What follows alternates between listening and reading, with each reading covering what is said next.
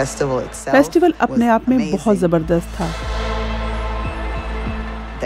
लोग पूरी तवानाई के साथ मस्त रहना चाहते थे, रक्स करके लुत्फ अंदोज होना चाहते थे। बहुत ही हसीन था।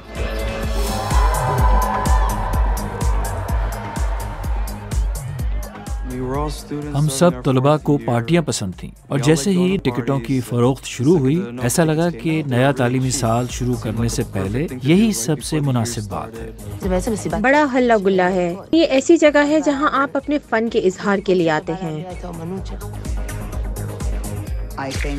मैं नोवा पार्टी में काम करने के लिए आई थी। मैं हंगरी से एक डीजे को लाई थी। उसे पार्टी में लाना और घर वापस ले जाना मेरी जिम्मेदारी थी।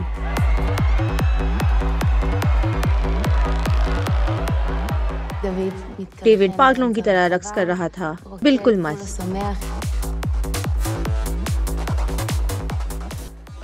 मैंने अपने फोन से 6:28 पर आखिरी वीडियो बनाई। ये आखिरी ड्रॉप था जो उसने बजाया।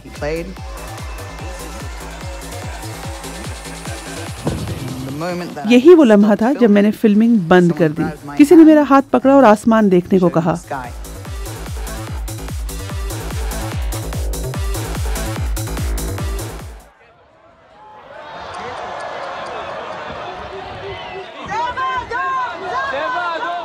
उन्होंने चीखकर कहा, रेड अलर्ट, सब खौफजदा हो गए।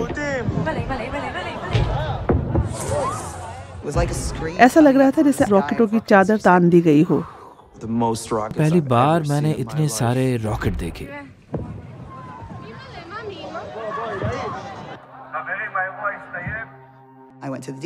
मैं डीजे के पास गई और कहा, अलविदा के लिए वक्त नहीं है, न यहाँ ठहरने का वक्त है। कार की तरफ दौड़ो, हमें यहाँ से निकलना है।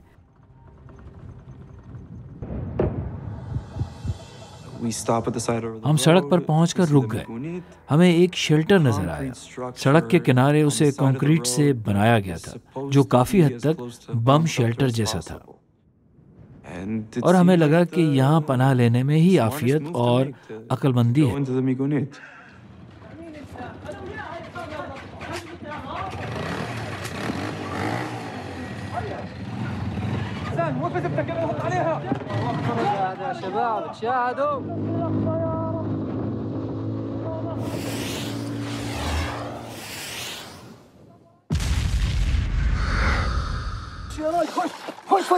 بسم الله يلا يلا بسم الله فاتحين طوق على السيارة يا رجل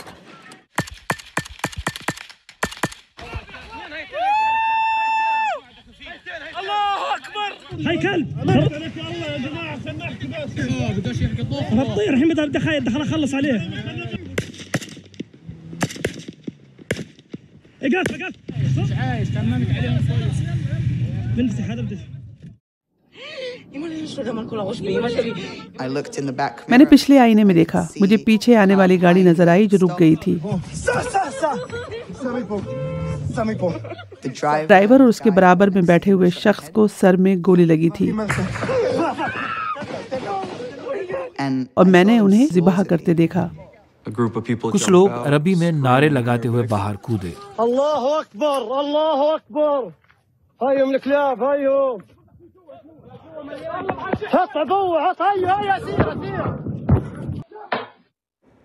मैंने एनर को देखा कि उसने उसे बाहर उछाल दिया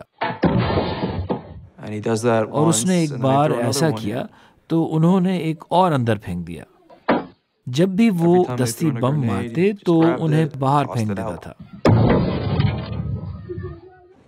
मैंने खुद से कहा, ये बच्चा तो पिन निकले हुए ग्रेनेड बाहर फेंक रहा है। मेरा नहीं ख्याल कि कोई ऐसा भी कर सकता है। वहां पर वाकई एक बहुत बड़ा धमाका हुआ और मैं उड़कर पीछे की तरफ गिरा। फिर कोई मेरे ऊपर आकर गिरा। जब मैं खड़ा हुआ तो मुझे याद है एनर वहां पर नहीं था, वो हमें छोड़ गया था। वो अंदर घुस आए और सबको गोली मारना शुरू कर दी। वो चले गए। मैंने सोचा सब एक्टिंग कर रहे हैं, यानी झूठ मूठ के मुर्दे बन गए हैं अगवा होने से बचने के लिए। लेकिन जब 1 या 2 मिनट तक किसी ने कोई हरकत नहीं की तब मुझे एहसास हुआ कि मैं लाशों के ढेर पर बैठा हुआ हूँ।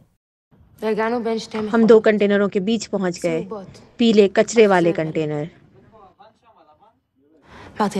मैंने डेविड से कहा, मैं तुमसे पूछ नहीं रही, हमें बस सीधे कंटेनर के अंदर जाना है। कुछ दहशतगर्द आए और अल्लाहू अकबर का नारा लगाकर गोलियों का बर्स्ट मारा।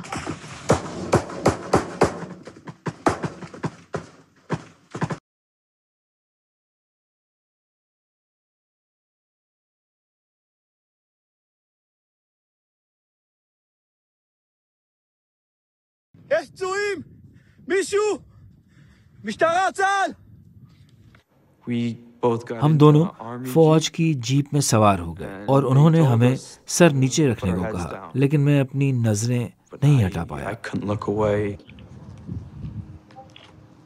उन्होंने हमें बाहर निकलने में मदद दी। मैंने डेविड को कंटेनर के सामने वाले हिस्से में पड़ा देखा।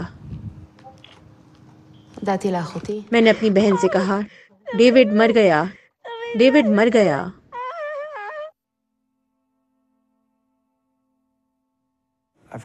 मैं कभी भी फिर से वैसा नहीं हो पाऊंगा जैसा 7 अक्टूबर से पहले था। मैं ये जानने की कोशिश कर रहा हूँ कि अब मैं क्या बनूंगा। हर वो शख्स जिसे मैंने उस दिन खोया भरपूर जिंदगी गुजार सकता था। एक तवील मुस्तकबिल मेरे सामने था, शौहर, बच्चे, एक कुंबा। मेरे सामने पूरी जिंदगी थी जिसे किरची किरची कर दिया गया। मैं एक लम्हे के लिए आंखें बंद करके उन दोस्तों का सोचती हूँ जो अब हमारे साथ नहीं हैं, और उम्मीद करती हूँ कि वो जहाँ कहीं भी हैं पार्टी में मस्त हैं।